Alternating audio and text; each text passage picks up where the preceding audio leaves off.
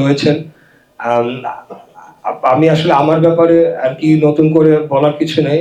আমি খালি এতটুকু আপনাদের কাছে প্রতিজ্ঞা করতে চাই যে আমাদের নেত্রী যেভাবে একটা শান্তির শৃঙ্খলা এবং সকলে মিলেমিশে রাজনীতি করার, দেশ পরিচালনার দীক্ষা দিয়েছেন, একইভাবে আমার বাবা মরহুম সাদেক হোসেন খোকা তিনিও দলমত নির্বিশেষে যখন জনপ্রতিনিধি নির্বাচিত হয়েছেন এবং একজন রাজনীতিবিদ হিসেবেও যখন প্রতিনিধি ছিলেন না, তখনও সকলকে সাথে নিয়ে একসাথে আমাদের বাসার চাচা সহ ওনারা একসাথে রাজনীতি করেছেন এবং এখানে জনগণের উন্নয়নের জন্য, এলাকার উন্নয়নের জন্য ভূমিকা রাখারই চেষ্টা করেছেন।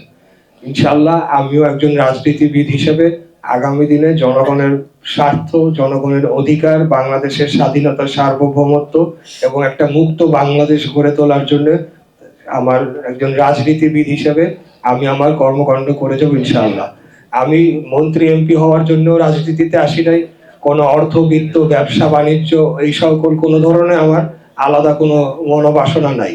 আমি রাজনীতিতে এসেছি যখন আমার উদ্দেশ্য ছিল যে আমাদের এই শহরের যে সমস্যাগুলা, এখানে যানজট, জলাবদ্ধতা, গ্যাসের সমস্যা, রাস্তাঘাটের যে অবস্থা সেটার সমস্যা, ড্রেনেজের সমস্যা, নানাবিধ সমস্যা আমরা জর্জরিত।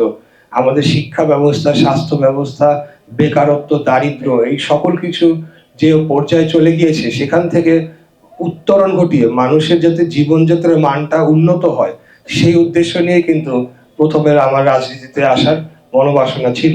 পরবর্তীতে আমরা একটা আন্দোলন সংগ্রাম, জনগণের অধিকার রক্ষার জন্য কিন্তু আমরা এই লড়াইটা করেছি। আমাদের নেত্রীকে যখন কারাবন্দী করা হয়, তখন থেকে আমিও আরো সক্রিয়ভাবে রাজনীতিতে যুক্ত হই।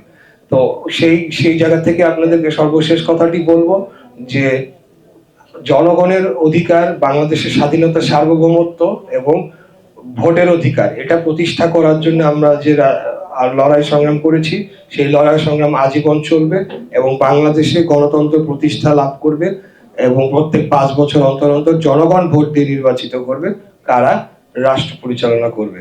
তো আর বক্তব্য দীর্ঘায়িত করব না, আপনাদের পাশে রয়েছি। আপনাদের এইখানে একটা সমস্যার যে কথাটা আমাকে কাউন্সিলর সাহেব বলেছেন, তো সেই সমস্যাগুলো আমরা শুনবো, শুনে আগামী দিনে আমরা চেষ্টা করব এগুলো নিরসনে এবং একটা ব্যবসা বান্ধব পরিস্থিতি যাতে তৈরি হয়, কোনো চাঁদাবাজদের দৌরত্ব যাতে না থাকে, কোনো অবৈধ স্থাপনা যাতে